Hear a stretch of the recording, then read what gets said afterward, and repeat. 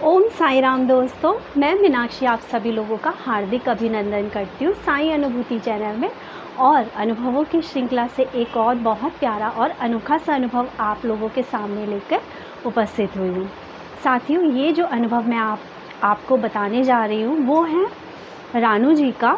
रानू जो कि रीवा की रहने वाली हैं और इनका जो ये अनुभव है ये कुछ साईं सच्चरित्र के उस पाठ से रिलेटेड है जिसमें साईं बाबा एक भक्त के बच्चे को आग से बचाते थे और उसकी पीड़ा अपने ऊपर ले ली थी उन्होंने, बाबा ने। साथियों, लेकिन जैसे कि अनुभव शुरू करने से पहले हम हमेशा करते हैं, चलिए सभी लोग अपने हाथ जोड़िए और बाबा का जयकारा लगाइए। ओम श्री सच्चिदानंद सद्गुरु साईनाथ महाराज की जय। अनंत कोटि ब्रह्मांड नायक राजाधिराज योगी राज परम ब्रह्म गुरु श्री सच्चिदानंद सद्गुरु साईनाथ महाराज की जय। ओम साई राम दोस्तों। तो चलिए शुरू करते हैं अनुभव रानू जी का। रानू जी बताती हैं कि एक बार वो लोग अपने घर में दूध गर्म कर रहे थे। ये कहती है कि उनके यहाँ पे जो दूध गर्म किया जाता है वो मिट्टी के एक बर्तन होता है जिसमें दूध गर्म किया जाता है, खूब अच्छे से उसे पकाया जाता है। जो नाम उन्होंने मुझे बताया उस चीज़ का, मतलब उसे क्या कहते हैं वो मुझे याद नहीं, लेकिन हाँ वो दूध पका रहे थे उसमें और वो उनके आंगन में था। वो कहती हैं कि चूल्हा जल रहा था जिसके ऊपर वो हांडी, वो बर्तन मिट्टी का रखा हुआ था और दूध पक रहा था। तो बहुत सारे 4-5 बच्चे जो थे वहाँ पे खेल रहे थे। तो इनके मन में अचानक से विचार आया कि मैं ये दूध ले जाके अंदर रख देती हूँ, कहीं किसी बच्चे को लग ना जाए। अपनी इस भावना को लेकर वो क्या करती हैं, वो दूध उठाती हैं और किचन में रख देती हैं। उनका जो किचन है वो भी काफ़ी बड़ा है। वो बताती हैं कि जब वो दूध लेकर उन्होंने अंदर रखा तो उन्होंने उनके पीछे पीछे उनका जो बेटा था वो भी उनके साथ आ गया और उन्होंने इस बात का ध्यान नहीं दिया कि बेटा भी उनके साथ आ गया है। वो कहती हैं वो अचानक से वो बच्चा वहीं पे बैठा हुआ खेल रहा था, उन्हें क्योंकि खाना बनाना था तो आलू टमाटर की सब्ज़ी बनानी थी, तो वो कहती हैं कि वो टमाटर लेने के लिए दूसरे कमरे में गई। वो देखती हैं क्या कि जब वो टमाटर लेने के लिए दूसरे कमरे में गई थी तो अचानक से उनका बेटा के ऊपर वो जो दूध रखा था वो वहाँ खेल रहा था वो गिर गया और बच्चे की पीठ पे सारा दूध गिर गया और वो बताती हैं कि उसके छाले पड़ गए।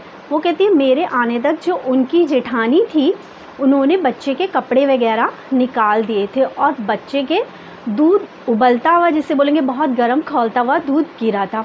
वो अपने बच्चे को देखकर बहुत परेशान हो गई कि हे भगवान ये क्या हो गया।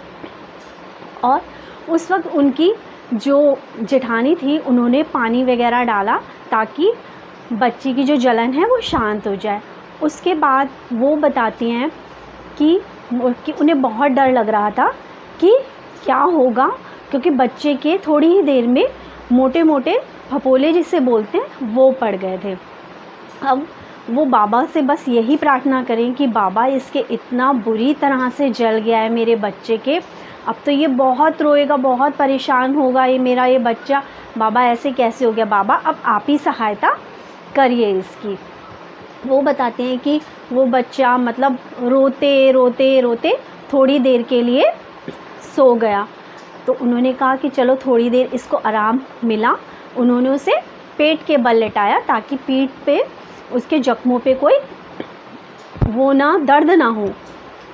अब होता क्या है, वो कहती हैं जब वो सो गया उसके बाद उससे सोते हुए मैं करवट भी ली, लेकिन बाबा की कृपा से जो वो उसने करवट ली तब भी वो रोया नहीं। बीच में एक बारी उठा और इन्हें लगा कि कहीं अब ये परेशान ना हो और ये रोने ना लग जाए।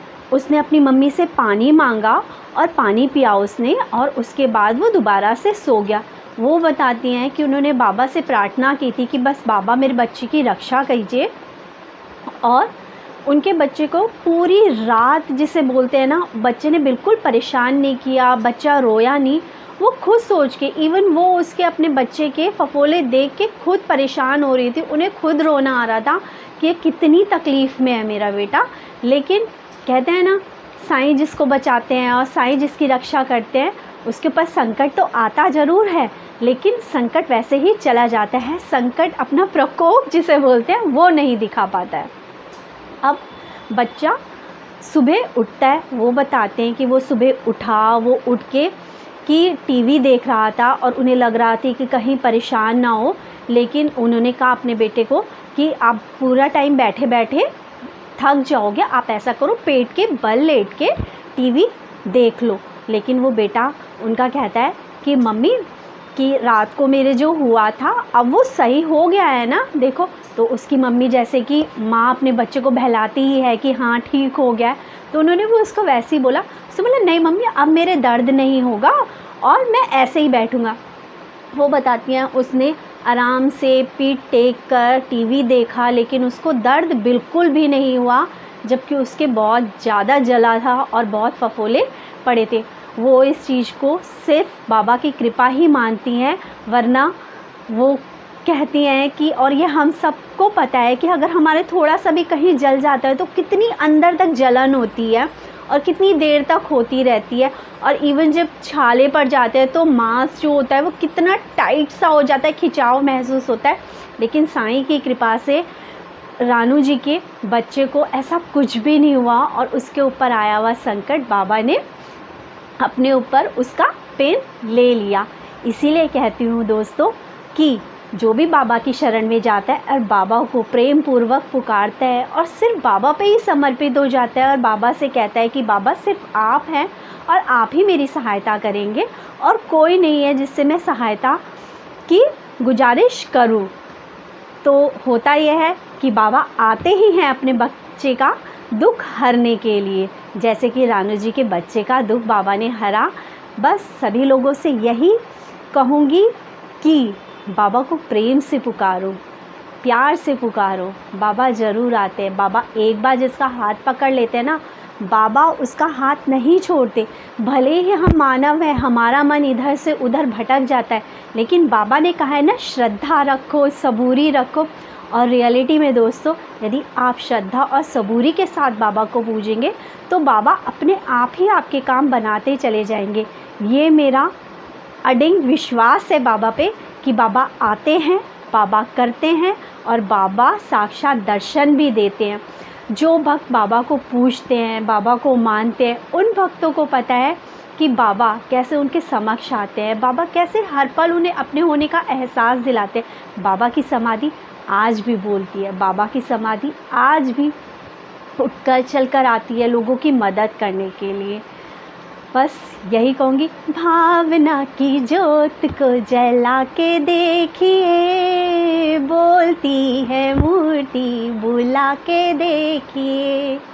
भावना की ज्योत को जला के देखिए, बोलती है मूर्ति बुला के देखिए। जब हम बाबा की छवि से बातें करते हैं, जब हम बाबा की आँखों में आँखें डालकर सिर्फ एक टक उन्हें देखते हैं, उन्हें निहारते हैं, अपने आप ही आँखों में आंसू आ जाते हैं, अपने आप ही हमारा दुख प्रकट हो जाता है, हमारा बाबा से कनेक्शन हो जाता है। बाबा को सिर्फ प्रेम से देख लोगे ना जिस दिन, उस दिन से ही आपके काम बनने शुरू हो जाएंगे। काम नहीं बन रहे हैं भटको मत, ये मत सोचो कि बाबा नहीं करेंगे, बाबा नहीं करेंगे। बहुत सारे लोग हैं जो ये कहते हैं बहुत नेगेटिविटी हो रही है, बहुत डिप्रेशन में हूँ। तो मुझे सिर्फ इतना बताइए, जब बाबा ने अपनी उदी दे रखी है हम लोगों को, साईं सचरित्र दे रखा है हम लोगों को, और इससे भी ज़्यादा अधिक बाबा ने अपनी जो धुनी हमें बताई है, धुनी बाबा की जब धुनी जलती है कि लोगों के पाप, रोग, शोक सब उसमें भस्म हो जाते हैं, तो क्यों नहीं हम लोग अपने घर में रोज़ बाबा की धुनी जलाते। सुबह नहीं जला सकते तो एटलीस्ट शाम को जलाइए। घर में कंडा लेकर आ जाइए, कंडे के ऊपर गूगल, लुबान, इसको जलाइए और पूरे घर में उस धुनी को दीजिए। देखना थोड़े ही दिनों में आपके घर से नेगेटिविटी चली जाएगी। बस मन में विश्वास रखिए। आपको पता है ईश्वर हमेशा इस पोज में होता है और हमेशा अपने बच्चों को कहता है तथास्तु। ईश्वर के पास, साईं के पास, भगवान के पास कोई और दूसरा शब्द नहीं है सिर्फ तथास्तु कहने के अलावा। और यदि आप बाबा के सामने ये कहेंगे, बाबा मैं बहुत दुखी हूँ, बहुत परेशान हूँ, ये प्रॉब्लम है, वो प्रॉब्लम है, ऐसा है, वैसा है, तो भगवान क्या कहेंगे? तथास्तु। लेकिन यदि आप अपने भगवान के पास जाके, अपने साईं के पास जाके, अपने ईश्वर के पास जाके ये कहेंगे कि साईं आपने मुझे भोजन दिया है, उसके लिए धन्यवाद, मेरे सर पे छत दी है, उसके लिए धन्यवाद, साईं मेरा सारा काम आपकी कृपा से हो रहा है, और जो नहीं हो रहा है मुझे पता है वो भी आप करा ही देंगे, बस मेरे कर्म है ना जो मेरे आगे आ रहे हैं, आप है ना मेरे कर्म कटवाने के लिए, बस आप मेरा हाथ अपने हाथ में ले लीजिए बाबा, सारे दुख दूर हो जाएंगे। बस इसी तरह से बाबा से प्रार्थना करिए और देखना आपके सारे दुख तकलीफ़ दूर हो जाएंगे। और हाँ, चैनल को लाइक करिए, शेयर करिए, सब्सक्राइब करिए। और हाँ, आप जो अपना प्यारा सा अनुभव अपने पास लेके बैठे हैं ना, जल्दी से जो स्क्रीन पे शेयर हो रहा है, फटाफट अपना मैसेज टाइप करिए और बाबा का अनुभव शेयर करिए। वॉइस मैसेज भेजिए, वीडियो भेजिए या ऑडियो भेजिए, किसी भी रूप में बाबा का अनुभव शेयर कीजिए, क्योंकि साईं ने खुद ही कहा है, यदि मेरी लीलाओं का गुणगान और वर्णन करोगे तो मैं तुम्हें भव से पार लगा दूंगा। इतना आसान रास्ता, भव से पार लगाने का इतना आसान रास्ता, खुशियों को पाने का, तो क्यों नहीं अपने आस पड़ोस के लोगों से बाबा का गुणगान करते, क्यों नहीं बाबा के बारे में बताते। क्या पता आपका एक अनुभव, आपका एक सहयोग किसी को उसके दुख से दूर कर दे, उसके दुख से उसे निजात दिला दे। ओम साई राम दोस्तों।